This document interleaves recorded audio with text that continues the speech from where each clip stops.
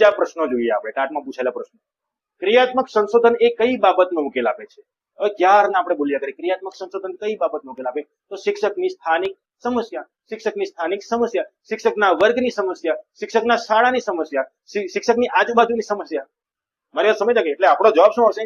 શિક્ષકની સ્થાનિક સમસ્યાનો ઉકેલ આપે છે. બીજા ઓપ્શન જુઓ. સંશોધન વ્યવહારમાં યોજવામાં, શિક્ષણના પાયાના સિદ્ધાંતો નક્કી કરવામાં, તમામ શાળાઓ માટે ઉપયોગી. આ તો આવે જ નહીં. હવે આવું ઊંચું ઊંચું લખેલું છે, પણ તમારે એને કન્સેપ્ટ સમજવો પડશે કે શિક્ષકની સ્થાનિક સમસ્યાનો ઉકેલ આપે છે. ઓકે, ચાલો આ પ્રશ્ન તમારા માટે છે અને આનો જવાબ મને કમેન્ટ બોક્સમાં આપવાનો છે. બરાબર? કે ક્રિયાત્મક સંશોધનના પરિણામો કોને ઉપયોગી થાય છે? ક્રિયાત્મક સંશોધનના પરિણામો કોને ઉપયોગી થાય છે?